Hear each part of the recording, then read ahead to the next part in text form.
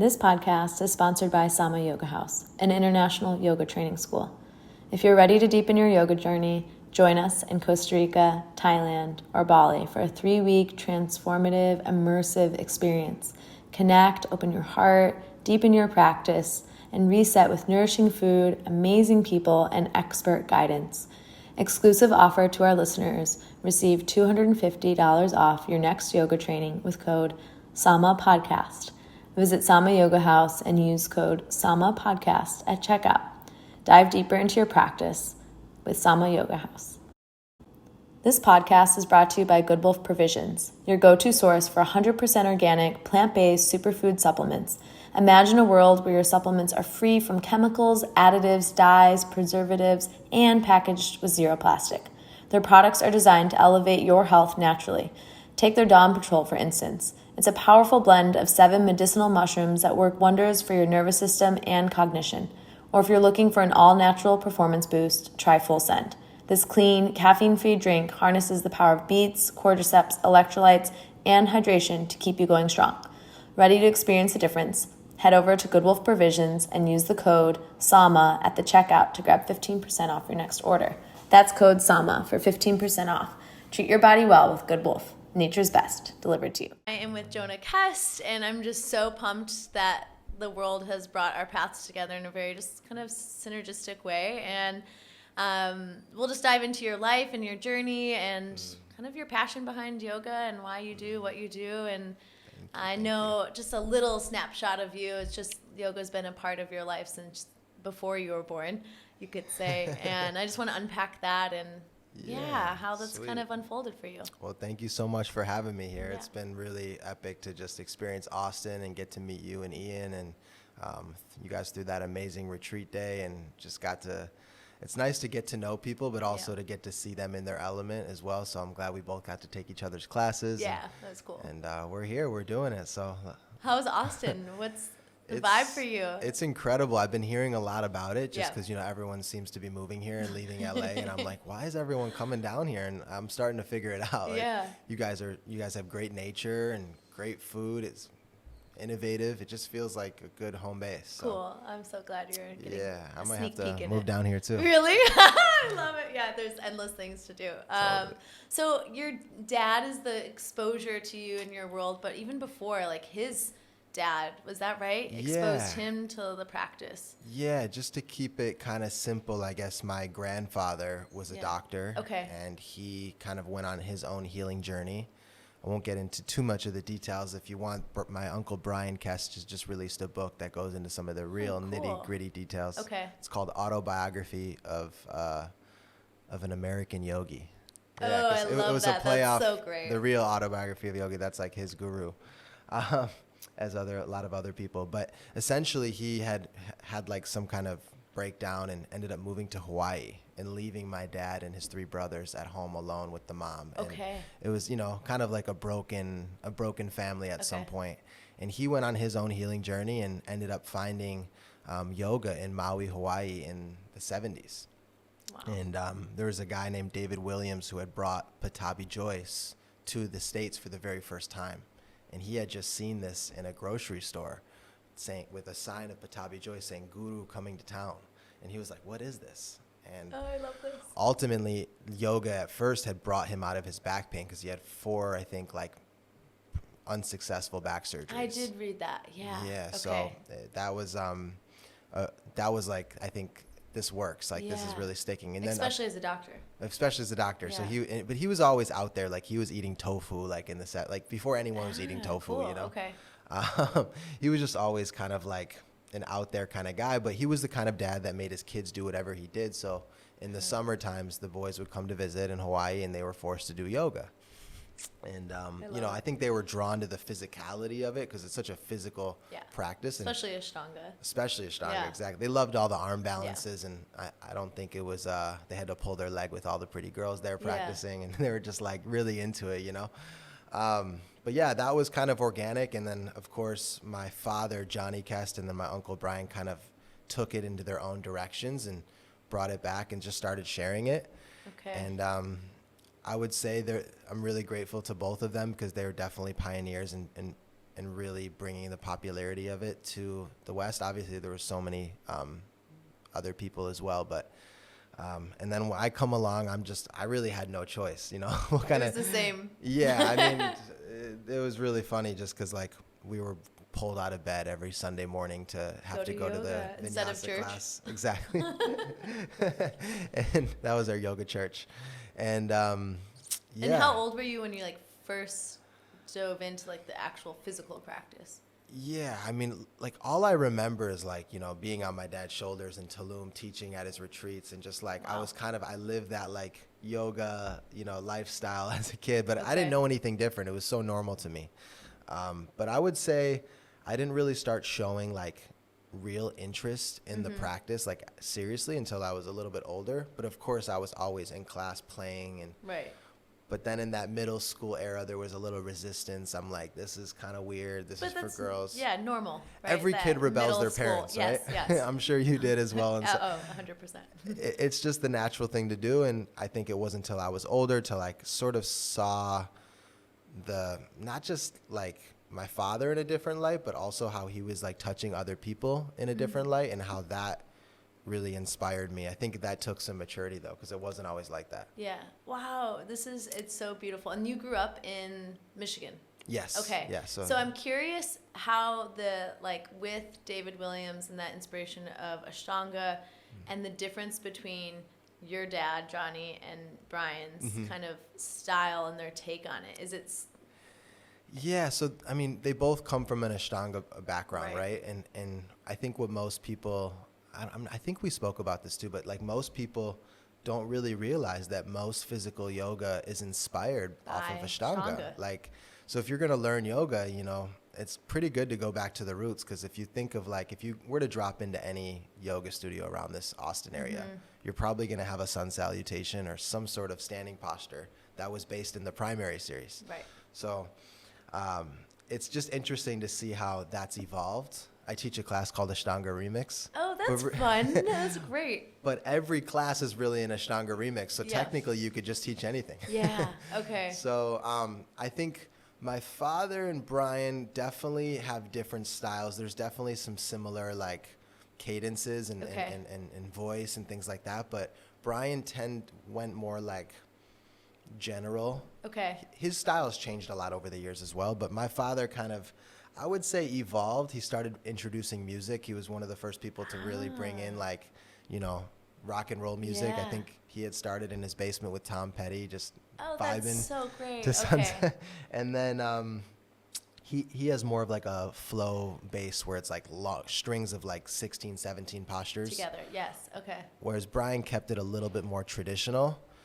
And they both bring in, I guess, personality, philosophy in a unique way, which separates them. But yeah, this guy. So it's really fascinating because I also have a background in Ashtanga, and I tell people, I'm like, I don't practice Ashtanga like I used to. Right.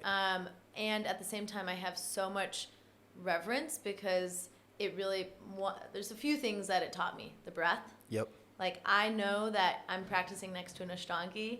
If they're I can tell they're Ashtangi or had some background by their breath. Wow. Right? I love that. And then I've noticed more and more in Western-based studios that I'm like, oh man, people aren't really breathing. And then two, I would say just the patience of a pose and like the drishti and the bandhas and the subtleties that get lost and you know, are washed out in more of our like Western-based world now of yoga.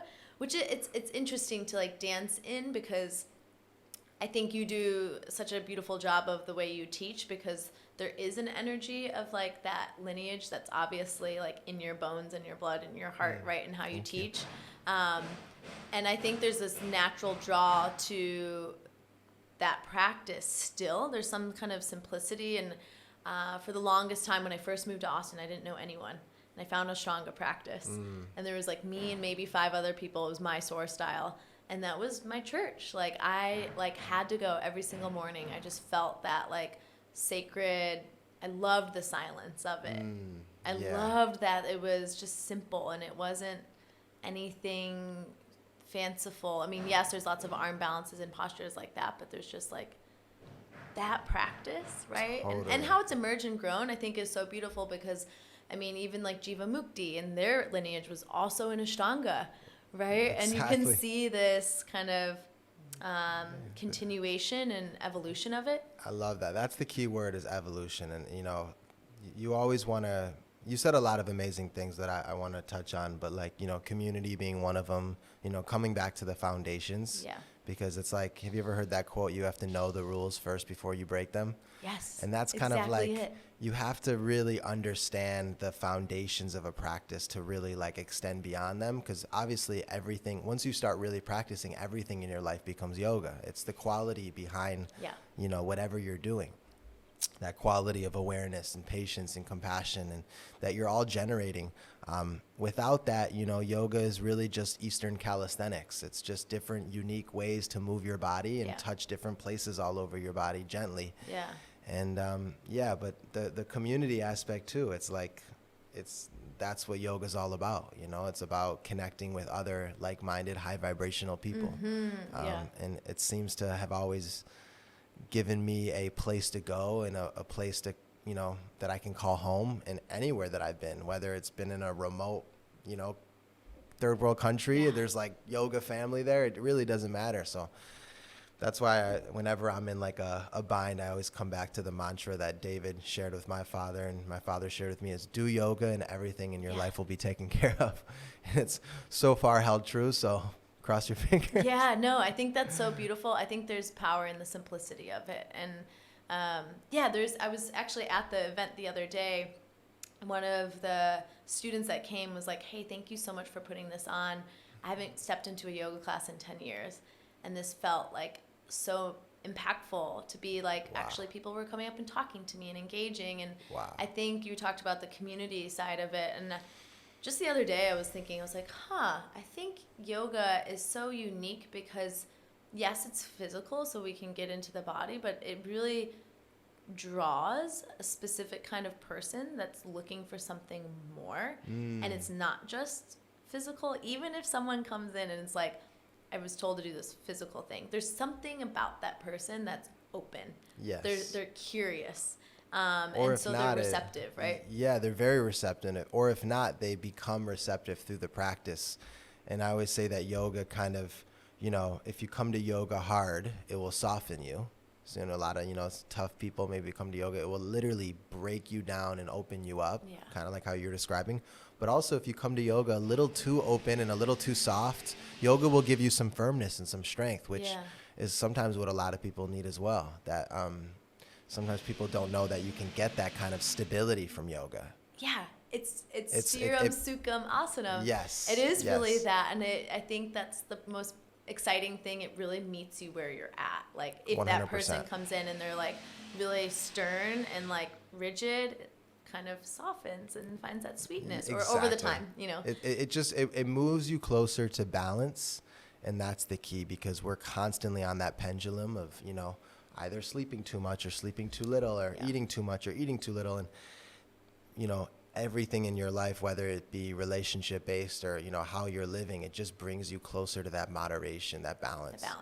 Yeah. And I think especially in our world now, there's such extremes, just like you were saying, that quote, eating too much or eating too little. Totally. And just finding that equanimity, it's tricky in our world of like, our society is like produce, be productive, keep going, make more, right? And then at the same time, like you see more and more illness and hormone imbalances and stress increase and, you know, just situations in family dynamics. And yoga, I still haven't figured out how. There's the magic of it. Really has this way of nourishing us back into harmony. Yeah.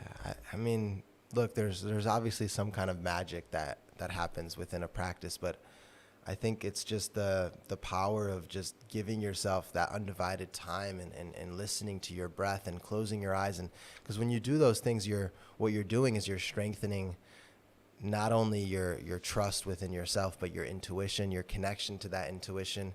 And when that builds, everything in your life seems to kind of, you know, start to more organically unfold. But it is interesting because, you know, it is a physical practice, and you just don't get that same kind of effect after a spinning class. It's like, why is no one crying on their bike? Yeah. You know? You're totally right. I mean, maybe a few people if it's a really good soul cycle instructor, but you're right. I mean, it's, yoga, union, there is a way that it just works on your whole body, your mind, your body, your soul, whatever people want to call the soul.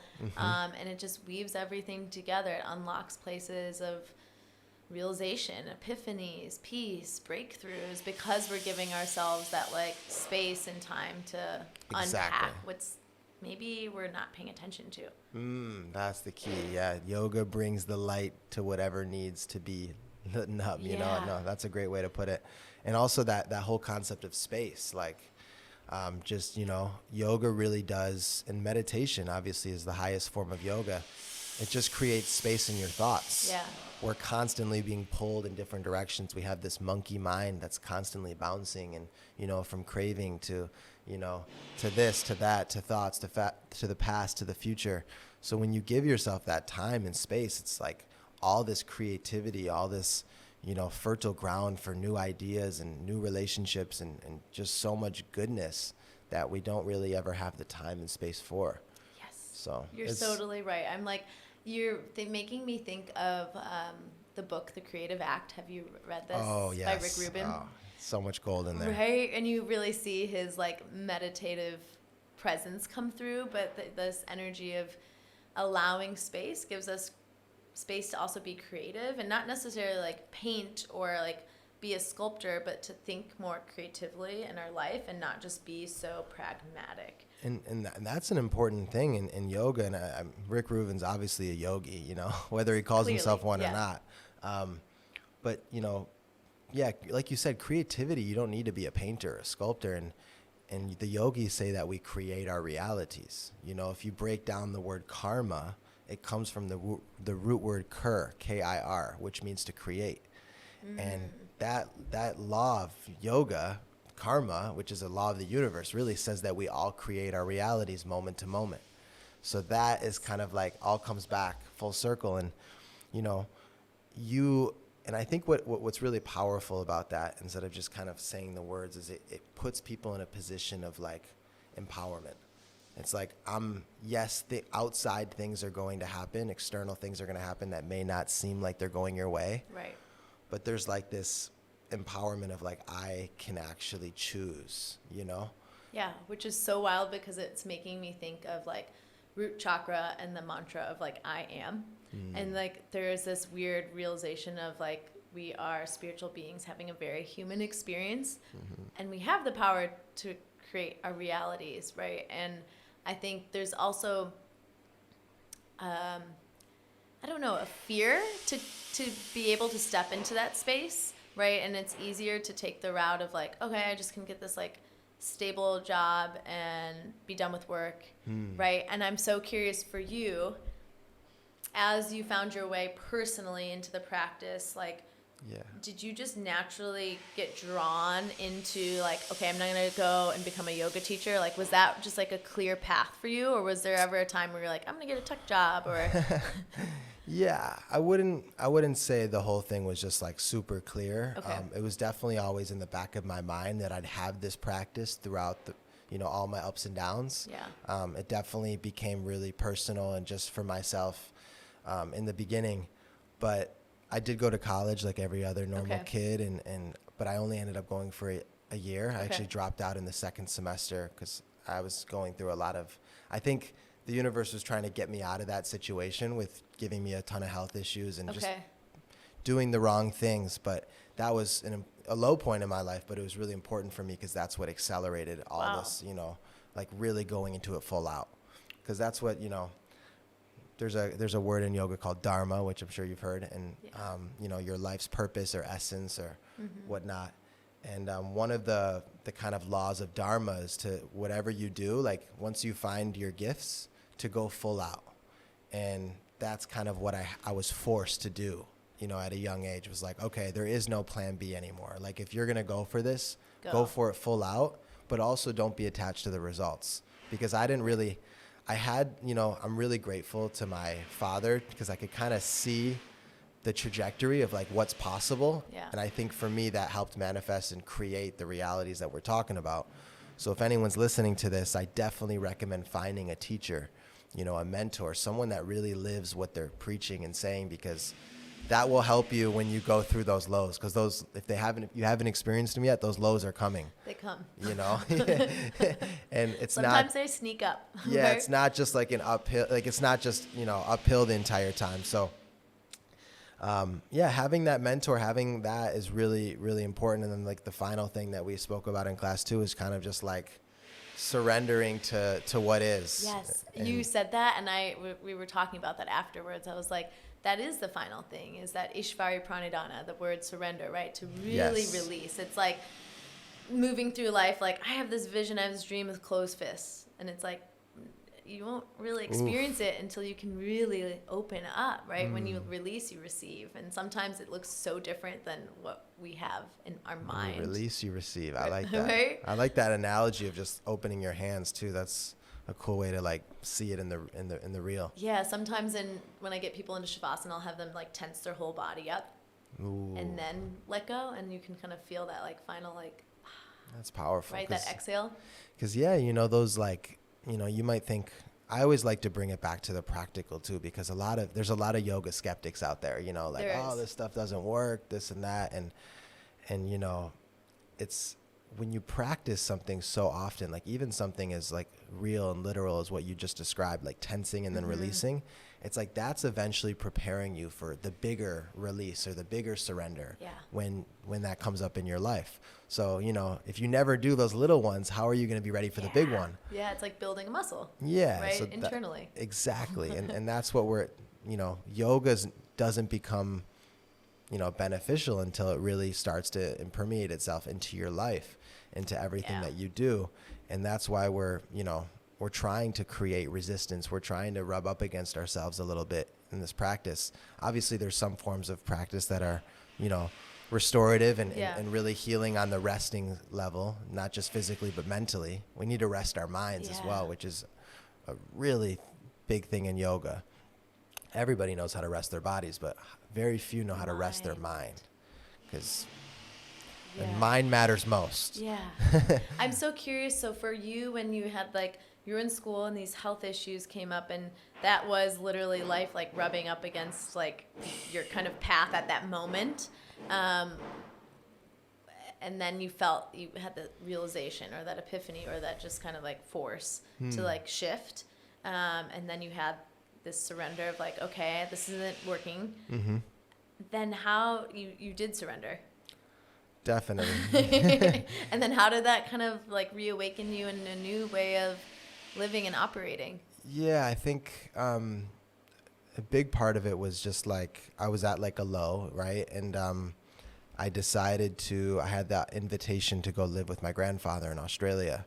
Oh, so amazing. He just sent me a one-way ticket, super fortunate for that. And I ended up living with him on his farm in a place called Mullumbimby, which is right outside of Byron Bay. Oh, amazing. And I got to just like work on his farm and you know, harvest the papayas and cook all my meals and kind of just like heal myself, as well as learn a lot about yoga. And I was just reading every day, because that's all my grandparents do is read.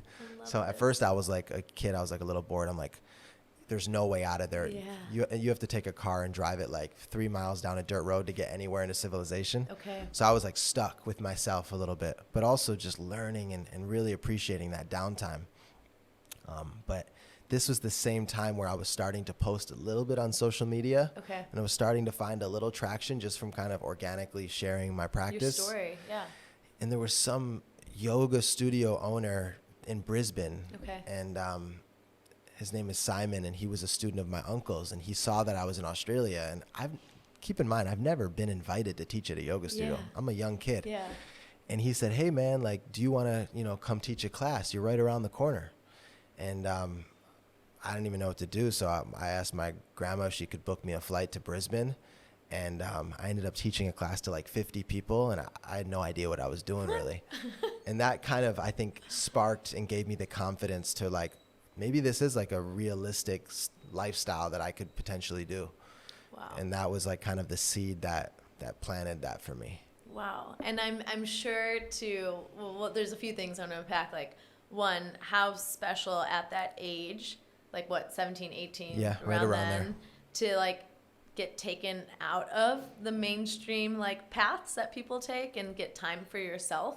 I also had something similar to that, and I think it was one of the greatest gifts, also forced and really changed the trajectory of my life. And I think I wish so bad that there was a gap year that was like mandatory and for all, you know, that age group, because it really, you know, you don't really get time to like have that space, and then also you get to be around like elders and seeing how they lived instead of like being around just like, okay, just go hustle. It gives you perspective. It really does, and that's a great point. I think every kid should look into that if that's, you know, possible, because we just put our heads down and we just get right to it, and that kind of blocks that power that we all have of creating our realities when you're just so narrow focused on one thing. You know, it's like we need that space and time to really just like explore, and that's a big part of Dharma.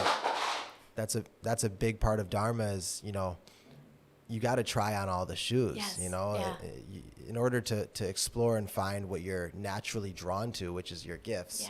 You have to try a lot of shit. Yes, this is so good. And I think, I mean, you know, it's interesting that you said that like you were like, that your health and during school is what kind of propelled that invitation to go to Australia and have that. But again, there was something inside of you that was like open and receptive and curious to go. And I notice that as we age, that people become less open and a little bit more like in their comfort and their stability. 100%. And I think the people that I've noticed or I'm drawn to are the people that stay curious, because there's like, well, what about this? What about like trying this on and trying this out and seeing if this is like a right fit, right? And for you, you're like, you accepted the invitation to go teach when you didn't even really feel necessarily prepared.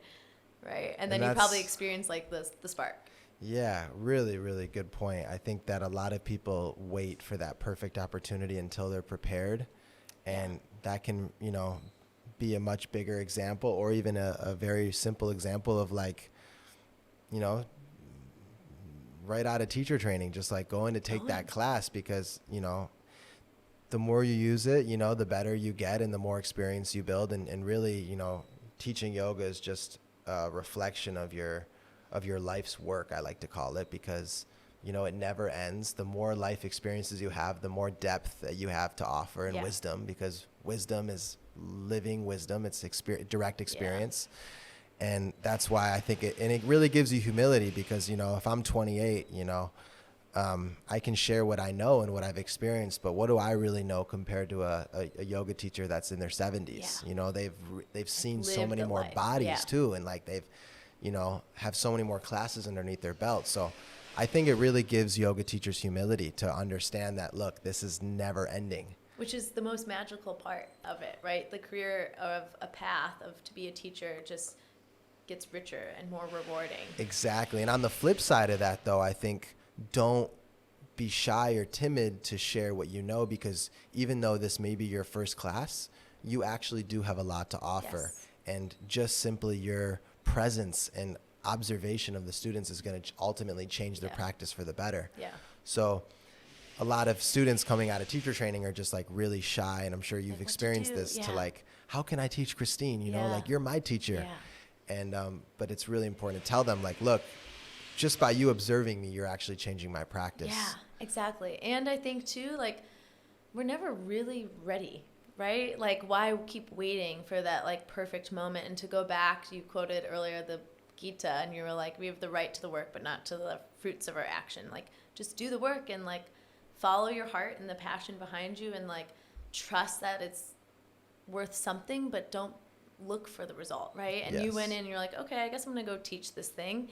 And when you had that moment of like, okay, I don't really feel prepared, what was that like one experience of sharing, and then two, like afterwards where you're like, oh, like was that an affirmation for you? Yeah, totally. I mean, you know, there's that quote, I think by Terrence McKenna. He says, like, you know, jump over the edge and into the abyss and realize it's just a bed of feathers, you know.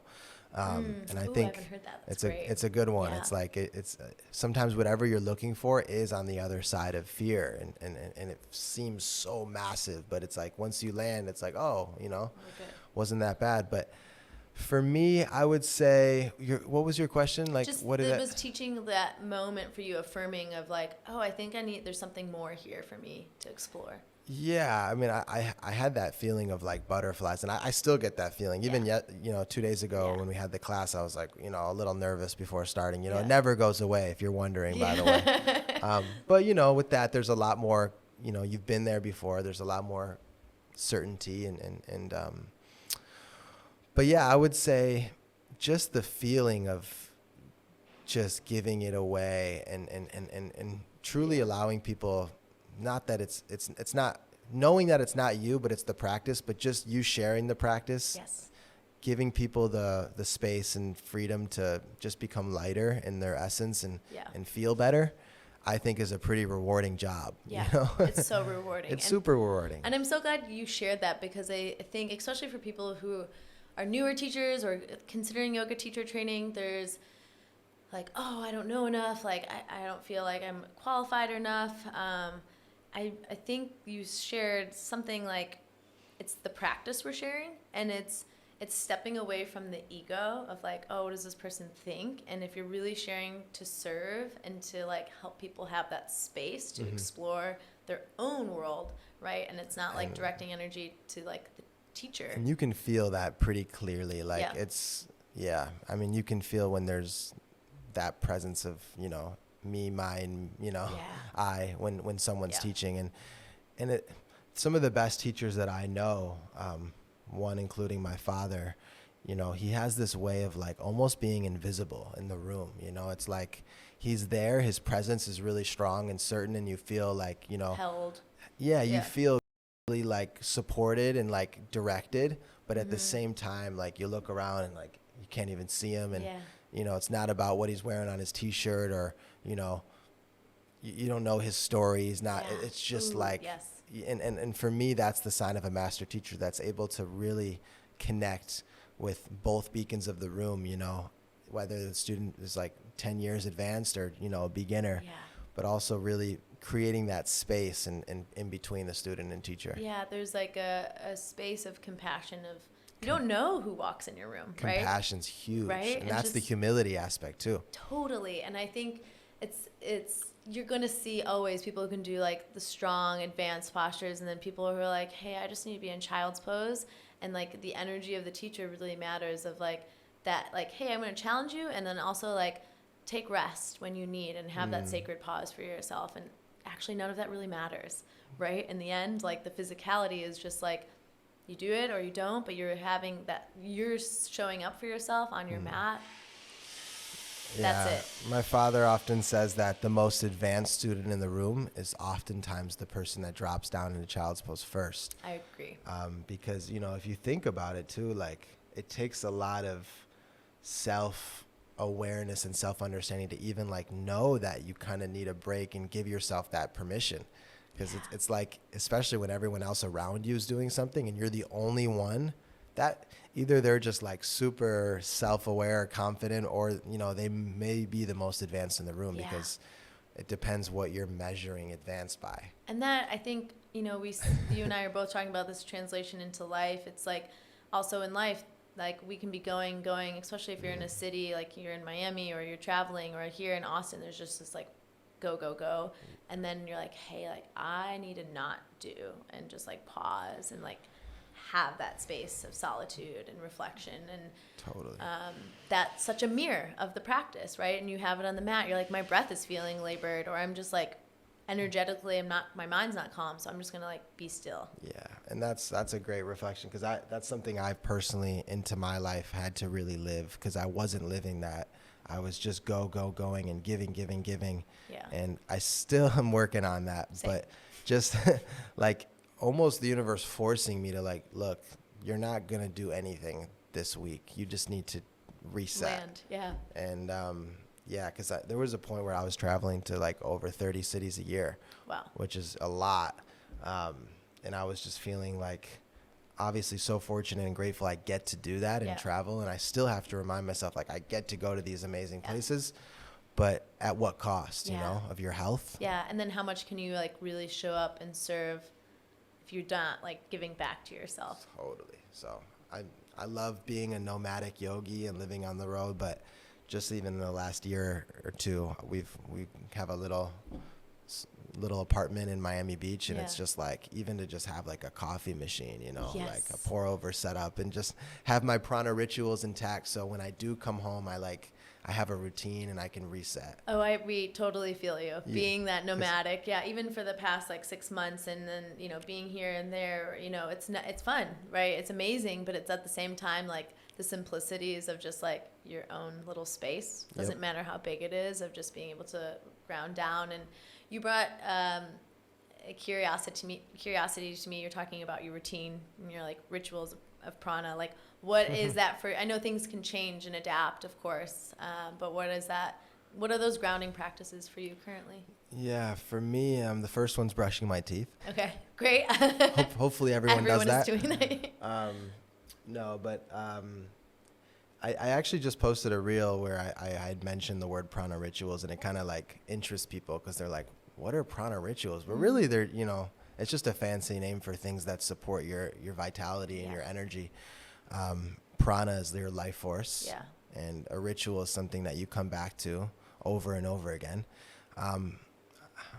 I kind of got burned by a few people on social media saying that coffee isn't a prana ritual because it depletes your energy. But you know what? Those are the haters, you know? Yeah, and they're always going to be there. Patabi Joyce said, you know, no coffee, no prana. Yeah, he does say that, yeah. But, you know, I can see their point of view. I think coffee's not like I think eventually it is a stimulant. And it could be short-term energy. But regardless to say, it's the whole process of like waking up and, you know, making it and smelling it and like the awareness behind like drinking it and like just looking out at the view, staying off my phone. I think it supports that more than anything. What are some other prana rituals? I like to take a nap during the day, just like put my feet up. You get a really nice candlestick stretch, you know, with the hamstrings, and it releases the low back. But also it's a little trick they used to use in the army. If you elevate your feet, it just kind of like knocks you out pretty quick. So for me, just like little periods of downtime throughout the day, because, you know, I always like to say life is not a marathon, but rather a short series of sprints. So just curating and giving myself time to chill and go in spurts. Even when I'm working, like for every hour, like 5 minutes of just like play or whatever. What are some for you? My one that I've kind of washed through different ones of like, there was a long time I would use a neti pot every single morning. Wow. I haven't been doing that, but I will say in Austin, there's cedar fever, which is an allergy that happens of just cedar trees. It's like a pollen. And I like usurped the whole experience. Everyone else is just miserable over like kind of December, January. It's just like, it's just like spring allergies, and I'd use that and like, I'd be totally good. I swore by it. But I do love tongue scraping. That's something that I've kept for a really long time. I actually just bought like a copper one. I'm really excited to start using it more. It's like, I love it so much. Just clean. Yeah. Just like quick to like just scrape throughs. And you'd be surprised how much comes off your tongue. I know. Like, oh my God. Yeah. And I've, something else I've stuck with for a long time is taking a really short cold shower. Ooh. Every morning. Beautiful. Yeah. I just kind of wash away like sleep residue and clear, like energetically. I kind of see that as like, okay, clean slate, new morning. I love that. Yeah. I need to get strict with that again. Yeah, it feels good. If you're cold plunging, you got a cold shower. Yeah, it's easy, right? I think I love that you're bringing in these like, they don't have to be this like hour-long thing that people do. My morning meditation practice sometimes is really like, sometimes it's short, 2 minutes. Like if I have something I have to be to, I need to just like anchor it. 2 minutes is better than no minutes. No minutes, right? and then I think for people who are like, oh, I can't meditate, like it's too, like that seems too hard. I'm like, it can be really like, take 10 slow breaths and just like be still, that. Right? Thank you for saying that. Yeah, that's the key, right? It's like, how do we, it shouldn't be like tough to bring in, like, because as soon as it starts becoming like, prana rituals for me, something that's really helped is instead of it feeling like something that like you have to go out of your way to do and requires a ton of discipline, Yes. it starts to like take away from the perspective of like, let me do these things so I can like, because I know I need them. It's like brushing your teeth, right? It's like you need it. Yeah. And it's natural. Like you don't even think about it. It's just part of your routine, right? Have you ever heard that thing about brushing your teeth? It's like you don't brush your teeth one day, you notice. You don't brush your teeth for 2 days, and then other people around you start to notice. Yes. And that's kind of like other prana rituals is like at first, like if you don't, tongue scrape or do your daily meditation, no one's probably going to notice for the first day. Yeah. But if you go a week without doing your meditation, your family's going to start noticing you're short-tempered, you're reactive, and this is like the power of why we need these little things because they keep ourselves accountable and they just make us better people. Yeah, I'm totally on the train of I call them micro breaks. Like I do legs up too, especially when I'm feeling like just overwhelmed mentally. I'm like, I'm just gonna just stop what I'm doing, put my legs up, and just no music, just chill. Little things, or like I'm gonna stand outside with my feet on the grass for like 2 minutes and just like reconnect. I think.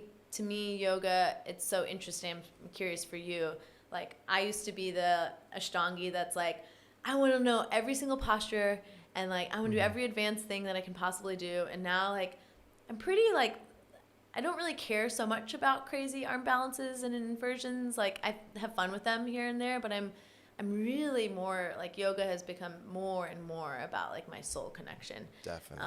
Isn't that liberating to have that? Oh, it's so beyond. Like, but I think I needed that in order to get to where I am today. Yeah, how, totally. especially for you being in that Ashtanga lineage, and like how has your practice shifted? And I mean, I think at some point everyone wants to, achieve that, go down that mastering the poses route where it's like that feels like and I think there is some sort of benefit to, just challenging yourself. Absolutely. And I know that's what you do.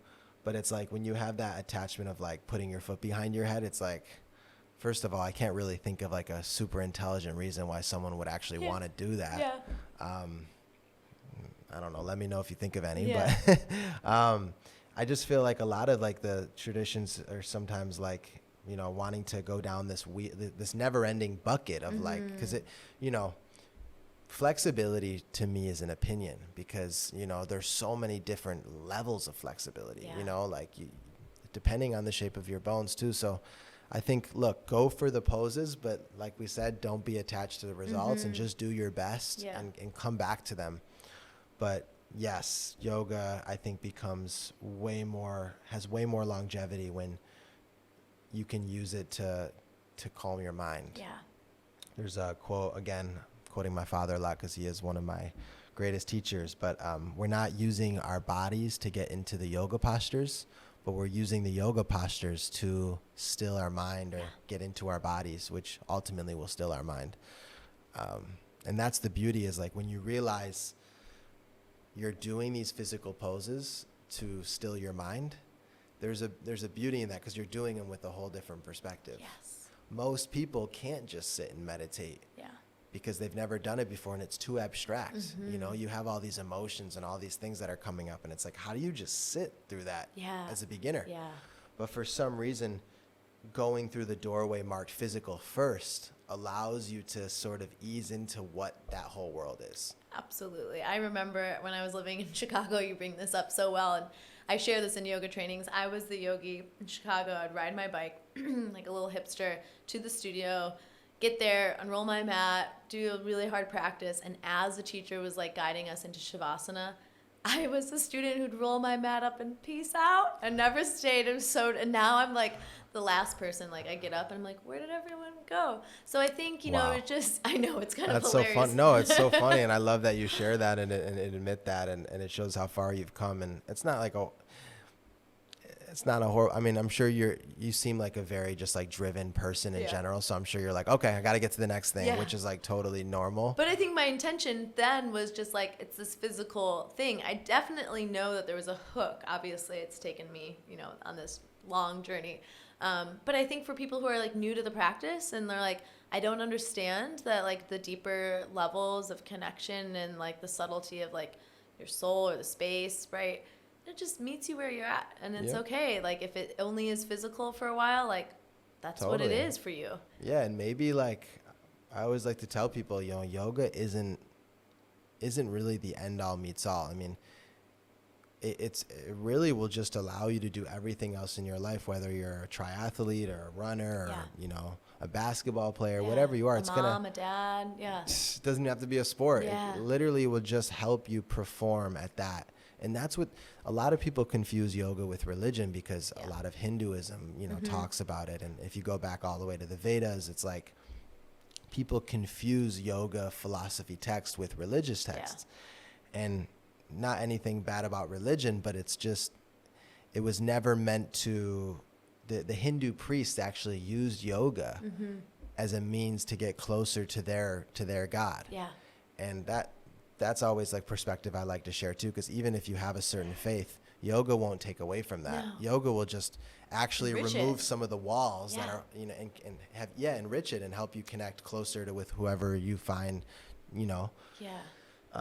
And that being said too, like it just, as your hips begin to open, as you become more flexible, everything in your life becomes a little bit less rigid and more fluid. Yeah. Boom. I love We're that on the so same much. Wavelength. Yeah, I know that's why I really love the 8 limbs. Like I think I'm just really drawn to the Yamas and Niyamas because I call them the 10 non-religious commandments.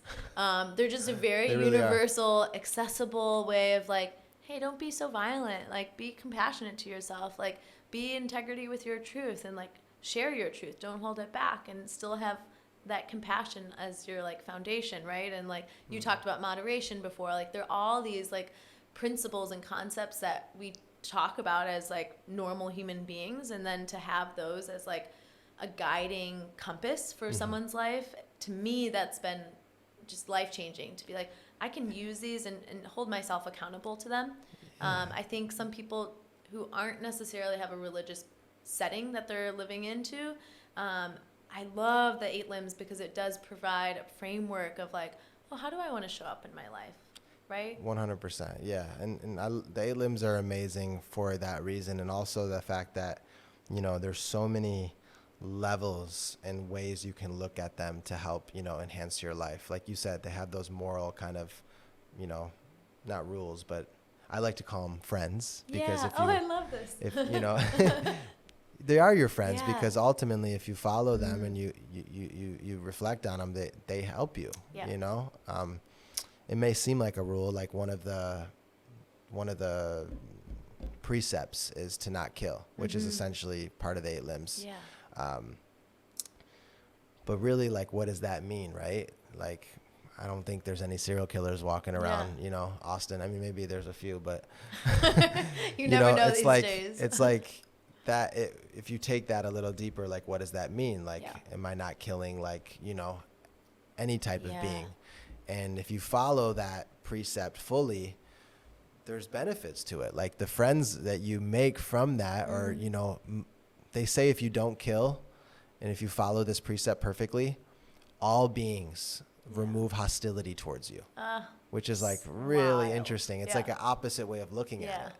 But it's true. I mean, like what you put out, you get back, right? Exactly. And it's not that you're doing that for the result. Again, it's just like, I mean, when I feel in integrity and alignment with like my highest self, like everything else feels like that mirrors back to me. Yes. Right. And I remember when I was like trying to, and like when I took my 200 hour, I've taken a few as like, I just wanted to eat it up and more, and then a 3, you know, it keeps going.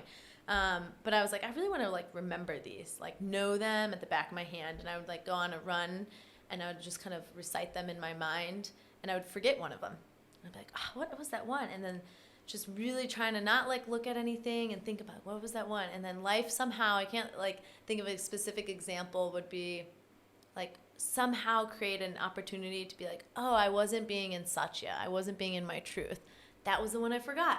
And I think, it would be little things like that. That's interesting. If there's a desire for more alignment, more like integrity with yourself, like life is going to give you kind of opportunities to practice that a little bit more. And the closer you feel to your whole self, right? And not separate. And that's what yoga is ultimately, right? Well said. I love that. The ones yeah, because if they're not on your forefront, and life is always going to present you with certain, certain things that are going to kind of reveal where you're not living in your truth, or, you know, I think the universe always is going to continue to test us, or God, or whatever you want to call it. So yeah, it's a never ending path, and it's very long and,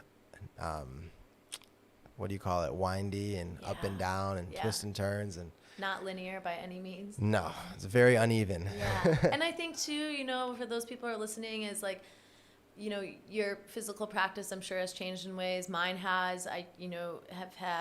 I've metal in my elbow now from a cycling accident, so I had to relearn how to do chaturanga and up dog and everything. It's still you were so strong, I couldn't even tell, but that's incredible. So though people have accidents, or work might change, or a baby might come in someone's life, or you get some kind of chronic injury, and to not be attached to a set practice, but allow that to kind of twist and turn with life and be okay with that. I think having some kind of ritual practice to anchor is the thing. Is the key. Yeah. And when you start seeing your practice as not a means of performance or performative, or even a workout, really, it can start to be a modality of this is taking care of me. Yeah.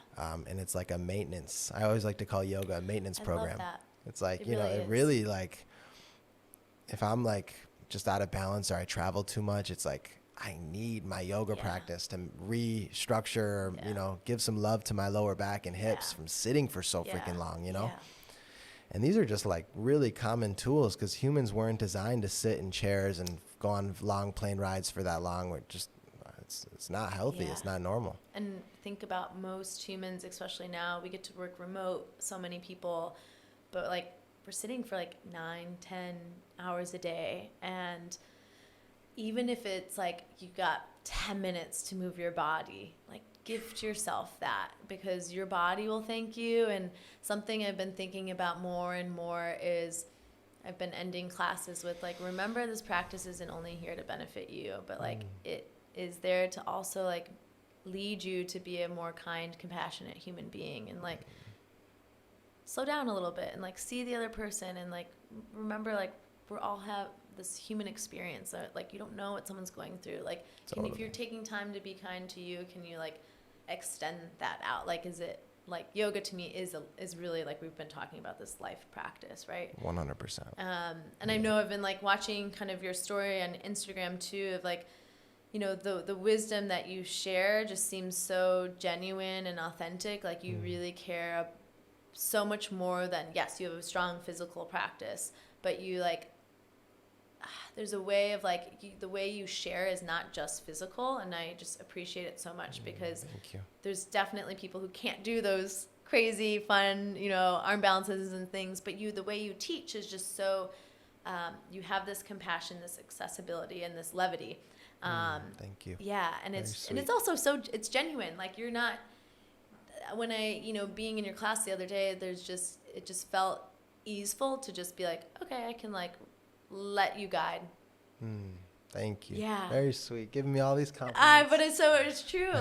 And obviously, your father has been part of that. Your grandfather, all the teachers that you've practiced with, and it's so cool that you've taken this practice not only for yourself and the way you show up and teach around the world, and then teaching trainings, and obviously you find so much joy giving it.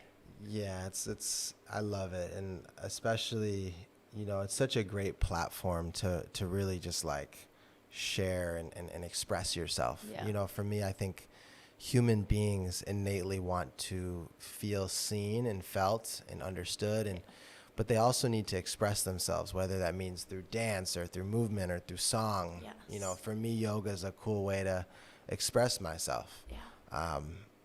And it can be for you too, and not in a way where it's all about me, but it's I'm just sharing. And I think everyone wants to share, but also, you do have to be a student as well. So, and that comes, it's this circular thing. You can tell, if someone's really, just by how they're showing up and sharing, if they're really, if they're really stepping into it. Yeah, you can tell as a student. the teacher is like just in the mental space, or are they dropping into their heart? And yeah, it's a lifelong journey. And I think it really helped for me to take your class before I taught, because it got my juices flowing, you know?